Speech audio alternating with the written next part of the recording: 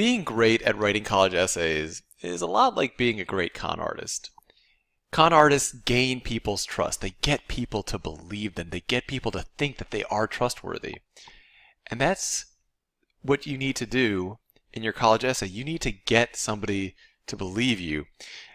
The thing that con artists, that great con artists do, is they don't just say, trust me, trust me, trust me, I'm super trustful.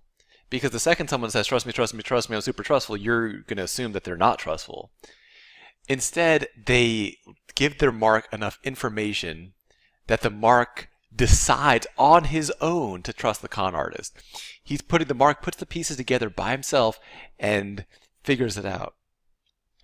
And if you want to really convince somebody of something, a character trait, whatever, on a college essay, you need to have the reader put it together on his own without you telling him something about yourself, whatever character trait you're trying to show.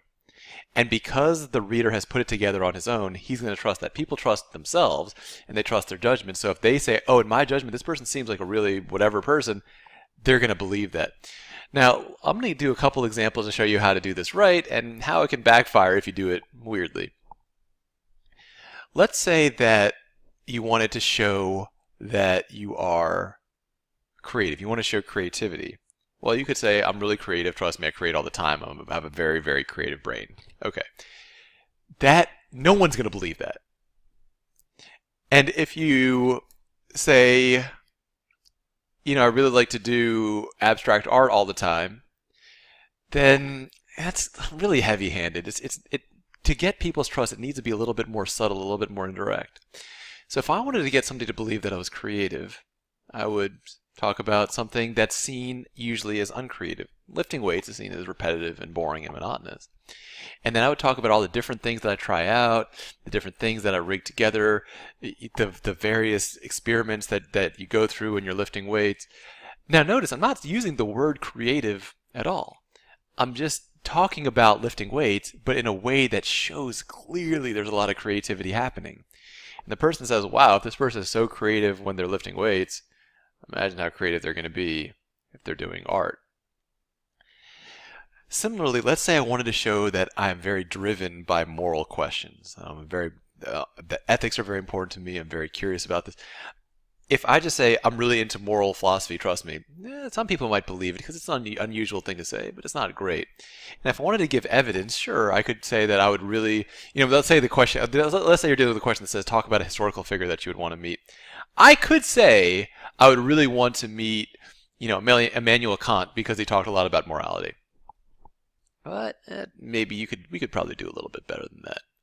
So in this case, I'm going to say I want to talk to Louis Pasteur, creator of vaccines, of a pasteurization method, all that kind of stuff.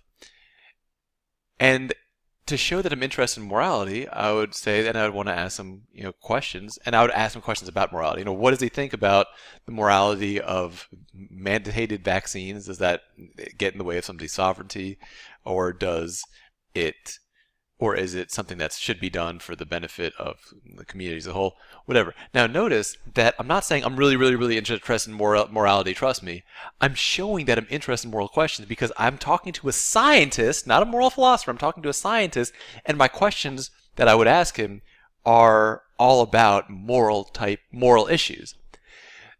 The key here is it's unexpected. We always talk about this. Your college essays have to be unexpected. And here it's unexpected to make your questions to a scientist questions about morality. A person who reads that is going to say, okay, this person really seems like they must be interested in morality. And that could be part of some sort of an overall strategy.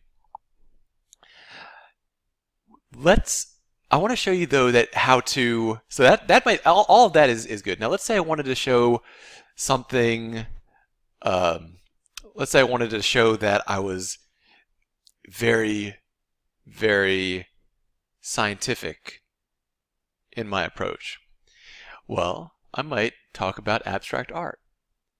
Now, abstract art is seen as about the least scientific thing on the planet. And I'm not going to say I'm really, really scientific when I do abstract art. No. I'm going to say abstract art is about experimentation.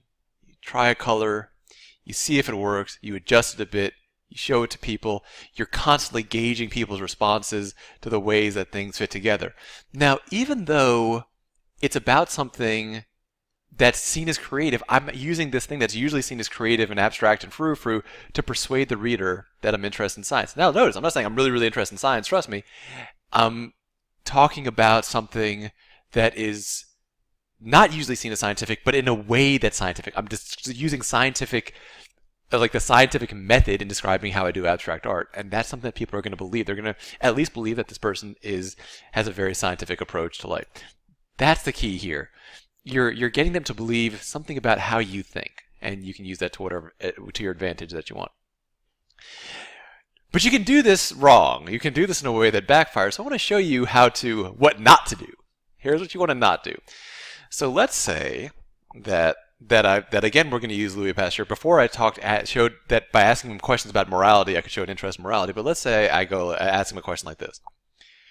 I can say, when you were working in the lab and you probably had to euthanize some animals, how did it feel when you slit that mouse's throat? How did it feel when you broke the mouse's spine? That is a weird and creepy question to ask. And if you ask a question like that, well, then you're going to seem like you're probably a sociopathic serial killer like Ted Bundy. That's not what you want to do. Now here's another example of what not to do. This is from the Scooby-Doo movie, and the character played by Freddie Prinze Jr. is asked, to what do you attribute your success? And he says, teamwork.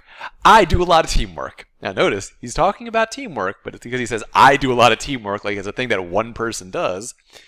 He comes across as vain and narcissistic and arrogant. So this is a double-edged sword. People are going to trust what they put together about your personality. So make sure that you're doing it right. Don't worry, we're obviously going to check it. And almost every student inadvertently does something at some point that kind of makes them seem like a serial killer or a narcissist or something like that. We'll correct that. But the key is here, make sure that what you're doing is unexpected. Make sure you're not just saying, here's my character traits, trust me, these are my character traits, definitely, but rather showing them how they come forth in an unexpected environment. The audience, the readers, are going to put that together on their own, what your personality is like, and because they put it together on their own, they're going to believe it.